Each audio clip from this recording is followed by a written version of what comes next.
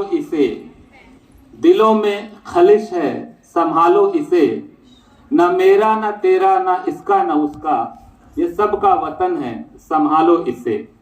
परम सम्माननीय प्राचार्य महोदया, शिक्षक वृंद, प्रिय विद्यार्थियों, इस शायर की इन पंक्तियों में जिस प्रेम की गंगा को बहाने की बात कही गई है, उस प्रेम की गंगा को बहाने के लिए एक संस्कारवान पीढ़ी तैयार करने के उद्देश्य से 15 दिसंबर 1963 से एक संस्था कार्य कर रही है। अभी प्राची ने यहाँ से बहुत अच्छे से केंद्रीय विद्यालय संगठन के इतिहास पर प्रकाश डाला था। थोड़ा सा उसमें करेक्शन मैं करना चाहूंगा। पहले वह मानव संसाधन विकास मंत्रालय के अंतर्गत आता था, अब वह भारत सरकार के शिक्षा मंत्रालय के अंतर्गत एक स्वायत्त निकाय है। तो आपको ये जानकारी होनी चाहिए, क्योंकि हम सब केंद्रीय विद्यालय संगठन के एक हिस्से के रूप में काम कर रहे हैं। तो केंद्रीय विद्यालय संगठन 15 दिसंबर 1963 से इसकी स्थापना हुई, इसलिए प्रतिवर्ष 15 दिसंबर को इसकी स्थापना दिवस के रूप में मनाया जाता है। इसके उद्देश्य को लेकर आज पूरे देश में 1248 से अधिक केंद्रीय विद्यालय हैं। पूरी स्कूलों की अगर हम बात करें तो 16 लाख से अधिक स्कूल, अलग अलग स्कूल भारत में संचालित है। उनमें श्रेष्ठ स्कूल के रूप में केंद्रीय विद्यालय और नवोदय विद्यालय को एक ब्रांड के रूप में माना जाता है। ये गर्व की बात है, इस पर हम सब ताली बजा सकते हैं।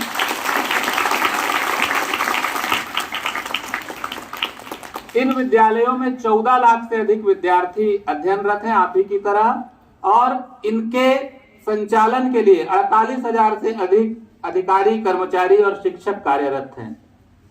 5 जिट प्रशिक्षण संस्थान है, आंचलिक प्रशिक्षण संस्थान, 25 संभागों के द्वारा इन विद्यालयों का संचालन हो रहा है। ये सब बातें हमें इसलिए मालूम होनी चाहिए कि अगर हम अपनी संस्था के बारे में नहीं जानेंगे, अपनी संस्था के उद्देश्य के बारे में नहीं जानेंगे, तो हम अपने संस्कारों पर, अपनी संस्कृति पर गर्व करना नहीं सीख पाएंगे और हम अपना विकास नहीं कर पाएंगे। केंद्रीय विद्यालय में सह शिक्षा प्रणाली है, कोएड एजुकेशन है, आप जैसा जानते हैं, और त्रिभाषा फार्मूला यहाँ चलता है। 8वीं कक्षा तक हिंदी, 10वीं कक्षा तक हिंदी, अंग्रेजी और संस्कृत, और उसके बाद द्विभाषी फार्मूले से हमारी शिक्षा पद्धति आगे बढ़ती है।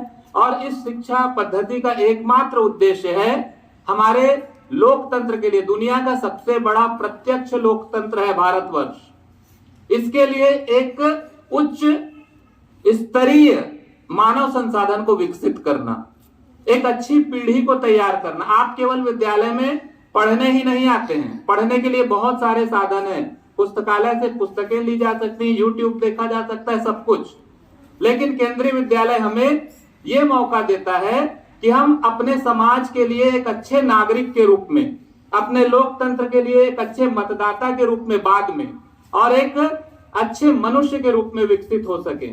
यही उद्देश्य केंद्रीय विद्यालय संगठन का रहा है और ये अपने उद्देश्यों को लेकर चल रहा है। लगभग 49 साल हो चुके हैं, 59 साल। अब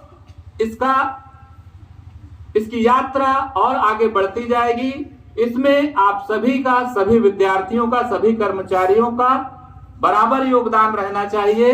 आज के दिन हम सबको याद करना चाहिए कि केंद्रीय विद्यालय किन उद्देश्यों को लेकर हमारी शिक्षा पद्धति को संचालित कर रही है, चाहे वो एक भारत श्रेष्ठ भारत हो, चाहे ग्रैंड पेरेंट डे हो, चाहे सीमा निरीक्षण कार्यक्रम हो। इन सब कार्यक्रमों के माध्यम से हमें राष्ट्रीय एकता का संदेश दिया जाता है और देश को एक सूत्र में पिरोने के उद्देश्य को लेकर हमें कार्य करना चाहिए, यह बात बताई जाती है। बहुत सारी बातें हैं बोलने के लिए, लेकिन समय को देखते हुए मैं अपनी वाणी को विराम देने से पहले 2 पंक्तियां एक कवि की कहना चाहूंगा केंद्रीय विद्यालय संगठन की यात्रा पर, कि इस पथ का यह